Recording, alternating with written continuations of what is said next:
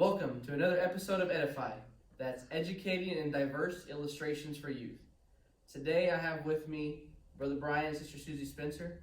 They've been youth pastors here for quite a while, and they've seen a lot of illustrations and object lessons over the years, and we're going to talk a little bit today about why those things are important in a junior church setting. So thank you guys for being here today. So why don't you just talk for a minute about why object lessons and illustrations are important? Why can't we just stand there and talk to the kids? Why is that a bad idea? Well, when you start talking to the children, Brother Reed, you know that if you just are talking, before long you'll see their eyes glaze over and you lose them, and their recall of what was done in that junior church setting is gone. They can't recall it. So it helps with retention. Oh, absolutely. That's great. What are some different types of object lessons or illustrations you've seen? Is it, just a little trick with an object, or is there more to it than that? Usually they're pretty simple.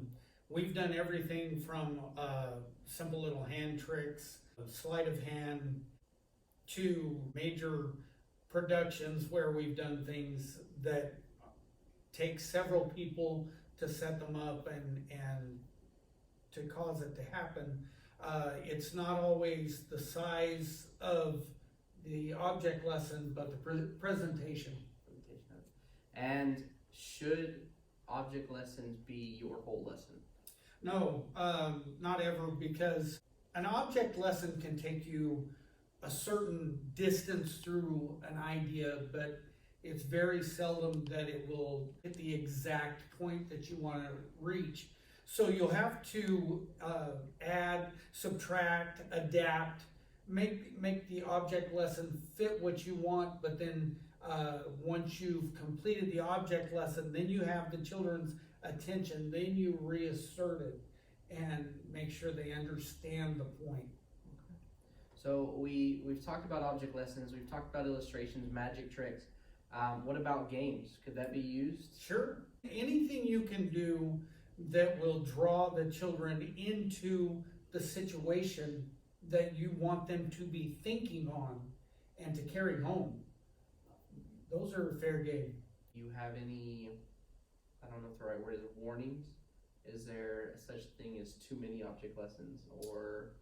Oh yeah, you don't want to clutter up your point with so many different things that the kids go home and all they can remember are the object lessons. You want them to remember the point, the reason you And did to it. me, the biggest thing is making sure you're prepared and work this object lesson out before you present it before the kids, because the kids will remember mistakes. Right. Because we're human, kids are human too, and they remember mistakes.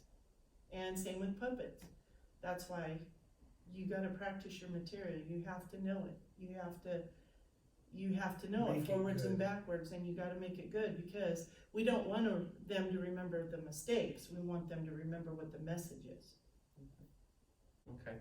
All right. And then while we're here, Sister Susie, you help a lot with puppets. How can we use that to? Well, in the situation with puppets, it really depends on what you pick. Okay, so we might be doing junior church lessons on the 10 Commandments. Well, one of them is thou shalt not lie, and we have a favorite song that we do called Stretching the Truth. Well, that drives it home. It's a catchy song. The kids love puppets, and as long as they're prepared properly, and you have to pick the right song or skit for whatever lesson you're trying to get across to the kids. That's great. And is it only songs that we do with puppets? Oh no, we do all kinds of things. We've had characters, and one of the favorite characters in our junior church is Sassy Sue, and she's always on the wrong side of everything. And because most kids are, the first word that they learn how to say when they're babies is no. We are born with a sinful nature, and so Sassy always has a sinful nature, I guess.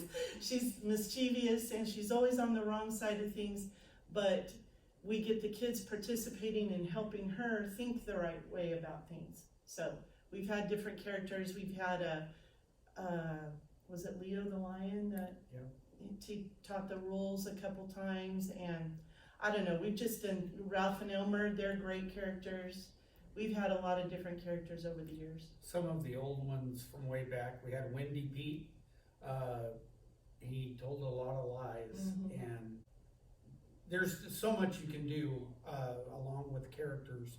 You can do skits, different things to drive. Teach a memory verse, we've done that before too. And if Sassy ever teaches a memory verse, she usually teaches it wrong. She teaches it to fit what she is wanting to do or be. So, and the kids, we've already taught them the memory verse, and so they're like, no, that's wrong. And so the kids participating and helping Sassy get on the right track is really important, because then those kids know the difference between right and wrong, and they want Sassy to understand the difference between right and wrong. So it's a good tool. The last thing is,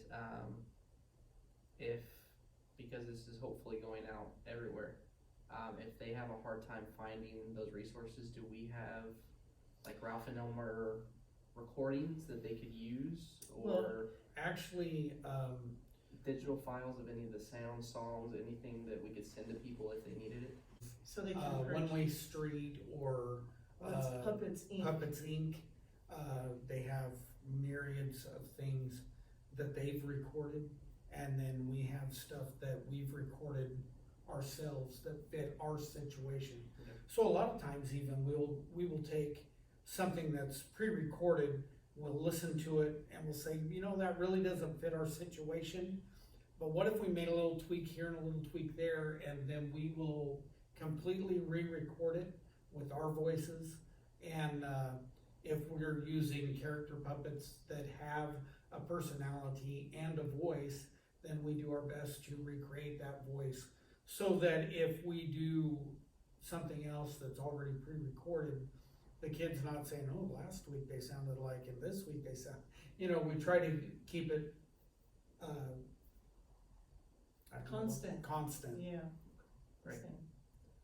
And we reinvent songs, things that we've done in the past, run them through again, put a whole new spin on them. A lot of times the kids will say, oh, I remember that song from way back, but it looked totally different. Yeah. So you can reinvent things. Well, thank you very much. I appreciate it. Remember, guys, to like and subscribe, and we'll see you next time.